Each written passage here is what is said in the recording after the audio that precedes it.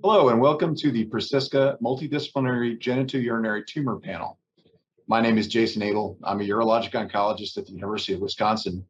To begin, we'll just go around the panel, introduce yourself and your expertise. Dr. Melnick.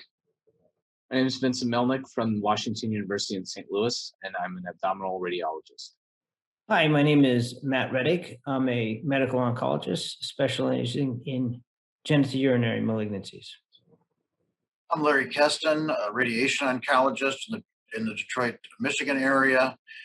I'm the medical director of the Michigan region for MHP Radiation Oncology Institute and Genesis Care. Yes, I'm Ethar Derwish. I'm a urologic oncologist at the University of California, San Diego. 70-year-old gentleman diagnosed with stage 3B invasive high-grade urothelial cancer who is status posted incomplete TURBT, 3 cycles of carboplatin and gemcitabine, and palliative radiation for gross hematuria with scans showing a mixed response. The questions we're going to discuss today are what further treatment management is recommended, if there's a role for radiation and what dose, and possibly a role for immunotherapy. So the patient presented with hematuria, urinary obstruction, and pain. Performance status was ECOG 2. The past medical history included hypertension, coronary artery disease, chronic kidney disease with a baseline creatinine of 1.2. The patient does not have any tobacco or alcohol or drug use in social history, and no GU cancers or other cancer history in the family history. So from their oncologic history, in November 2020, a CT chest, abdomen, and pelvis showed bilateral hydroureters, suspicious right iliac lymph nodes, and a transurethral resection of bladder. A tumor was done demonstrating high-grade urothelial cancer, plasmacytoid type with glandular differentiation. So we can start with Dr. Derwish. Could you comment on the evaluation and maybe the initial surgical management of patients with bladder cancer? Dr. Abel, thank you very much. I think patients like this, we have to perform an appropriate staging workup that's going to include sensitive and high-grade contrast-enhanced imaging. I think getting in there and getting a good sample of tissue at the time of TURBT, and also willing to go in there for a second look if there's any question as to the appropriateness of the staging, or if we think that this is an understaged type of tumor. And then, of course, once we have the information, having an appropriate discussion with the patient about the options and taking into account patient comorbidity and performance status. So when you see an aggressive variant such as plasmacytoid tumors, how does that affect your decision-making, specifically whether or not to discuss a radical cystectomy or something with this patient? I think that's Dr. Abel, I think that's a great question. I think whenever you're looking at this type of disease process, you really are going to have to counsel the patient that even if their initial metastatic survey was negative, that the possibility of having micrometastatic disease is going to be very high. And while there is going to be a premium on proceeding with aggressive local or local regional control, that the likelihood of requiring systemic therapy upfront and the recommendation for it should actually be made because of the likely presence of micrometastatic disease in this situation. But I think to kind of gird the patient for a multimodality type of management approach would be what we would be discussing. Great. And so the patient in December 2020 had an MRI of the pelvis, which showed multifocal tumor involving the bladder walls, transvesical extension, especially anteriorly, where the tumor abutted the abdominal wall and pubic symphysis, appearance suggestive of T3B N3 bladder tumor. Also bilateral severe hydroureteronephrosis and bilateral nephrostomy tubes were placed. Dr. Melnick, could you comment on the imaging for us? Sure. These are two selected images from a pelvic MRI. The image on the left is a post-contrast image, and the image on the right is a fluid-sensitive image. So you can see urine in the bladder on the right image, and you can also see the dilated distal ureters on that image as well. These images also demonstrate a muscle-invasive bladder cancer. Normally, we see normal mucosa in the bladder, or the inner lining of it, deep to which is the muscularis propria, which tends to be dark on that fluid-sensitive sequence on the right. In this case, we see areas of more gray-colored tumor extending through the bladder wall into the muscle, and in some cases, on that left image, we can see suspicion for tumor extending into the fat around the bladder, all of which is important staging information.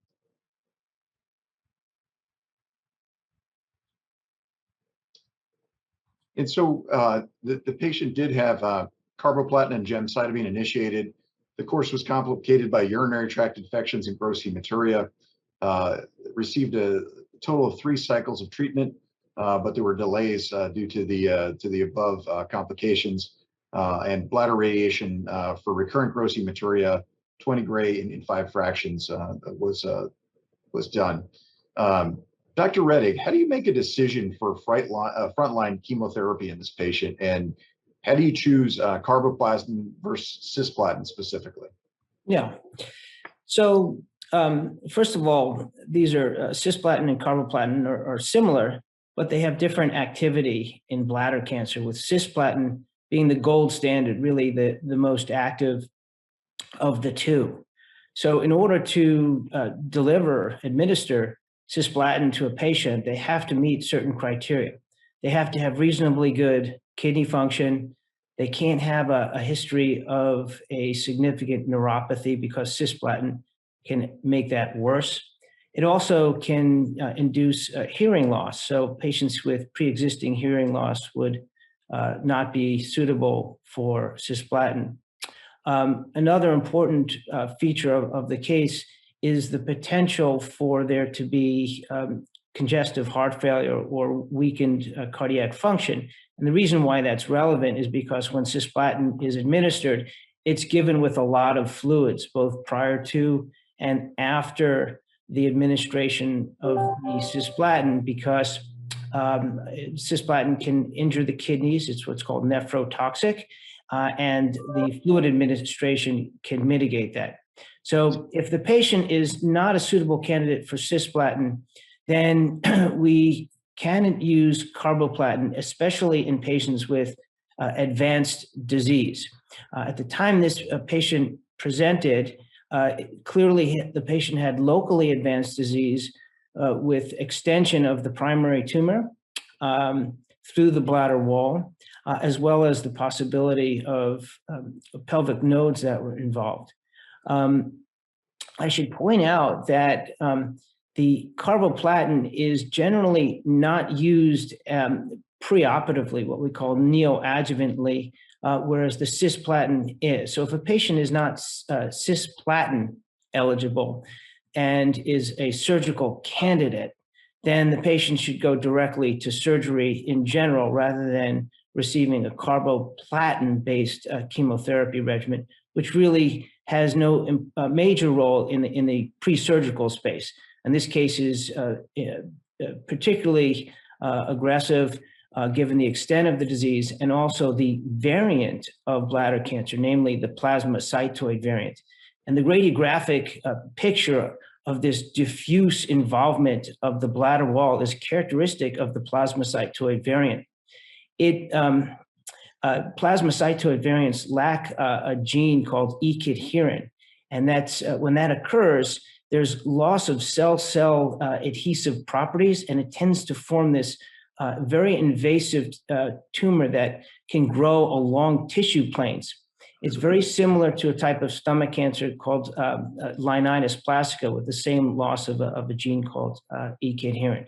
So in this case, I think the carboplatin and gemcitabine is reasonable given the pre-existing kidney dysfunction, and that would be sort of the way I would go about choosing the chemotherapy regimen.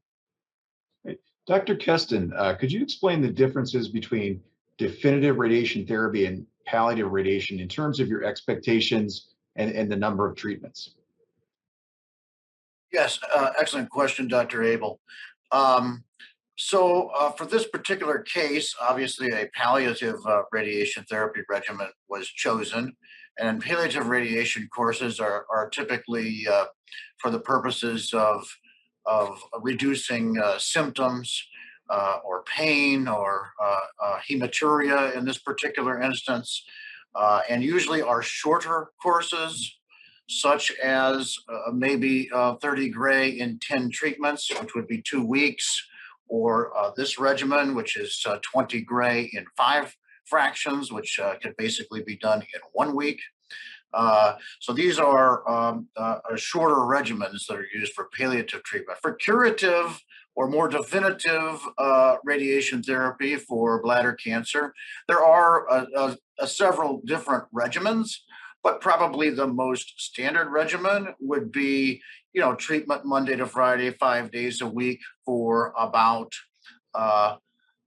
38 to 39 treatments, usually on the order of 60 to 66 gray, a total dose of radiation treatment. When it comes to selecting which regimen, whether you're going to take a palliative route or a curative route, that's a very complicated and multifactorial decision. Obviously, in this particular patient, the ECOG performance status was 2. There was apparently significant nodal involvement. There was bilateral hydronephrosis and the more aggressive histology. And so it certainly was a very reasonable approach to initially start, in my opinion, with systemic therapy. And then obviously some palliative radiation treatment was chosen due to the symptoms. So in April 2021, the patient had a CT chest, abdomen, and pelvis, which showed a mixed response. There was interval decrease in the circumferential urinary bladder wall tumor and reduction in the size of the pelvic sidewall lymphadenopathy. However, a retrocaval lymph node had now increased in size. So Dr. Rettig, if this patient has progressed after upfront chemotherapy, what is your recommendation for this patient at this time? Yeah, so this is a difficult situation where they're essentially what we call refractory to platinum-based chemotherapy. Given the growth of the retrocaval lymph node, that indicates that the patient has progressed, and I would strongly consider an immunotherapy, what we call a checkpoint inhibitor. And the one that I think has the most robust data for use in the second-line setting, meaning after chemotherapy, would be a drug called pembrolizumab. It also goes by the name of Keytruda, but there are other similar drugs that could be used in this setting. So I think that would be where I would go next with this patient. At what point would you consider some of the alternative targeted therapies against FGF receptor or Nectin-4? Yeah, thanks for that question. So I generally would consider those targeted therapies in the third-line setting. So the patient had chemotherapy already, and the next step would be immunotherapy.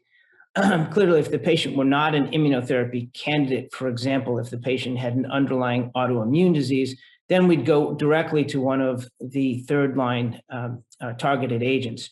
In this case, we would try the immunotherapy, and if at some point the patient progresses, then some of these targeted agents would be appropriate. The FGFR inhibitor would be used for patients with FGFR2 or 3 mutations, about 20% of these cases, and that could be used. In addition, the Nectin-4 agent that you're talking about is an antibody drug conjugate, and where there's an antibody that detects Nectin-4 and it's linked or conjugated to a chemotherapy drug. So either one of those could be used, but I would probably reserve them for the third line setting.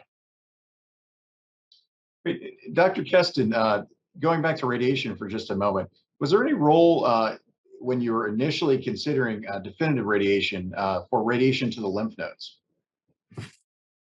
So in this particular case, if we were choosing to treat with definitive, bladder preservation radiation treatment from the beginning, then we would perform concurrent chemotherapy with radiation treatment at the same time in that situation. And yes, I mean, the nodes were involved in this. So you would.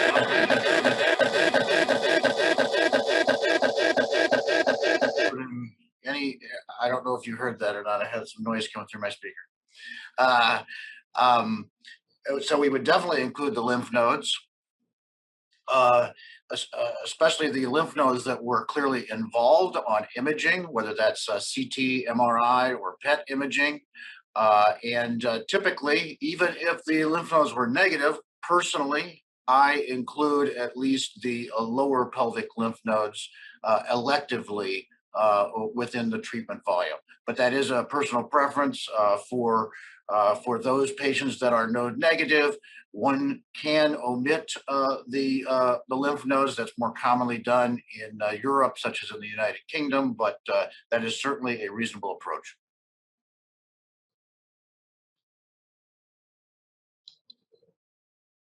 So, but as of right now, would you say that there's a role for radiation in this patient? So right now, this patient has already received 20 gray in 5 fractions palliatively and has at this point progressed on systemic therapy. He has responded locally, but has a new periaortic lymph node. And so the most likely choice would probably be to proceed with systemic therapy initially. If we get a good response and later on there's maybe a solitary site of progression, or the patient's doing very well and we decide for a more aggressive approach, then it could be reasonable, I suppose, to try to complete the treatment course locally or treat a solitary or oligometastatic site. Okay, so in this patient with locally advanced plasmacytoid urothelial cancer of the bladder, who was treated with upfront carboplatin and gemcitabine and had subsequent progression, the multidisciplinary panel discussed the next steps to be recommended would be consideration of the use of pembrolizumab as an immunotherapy.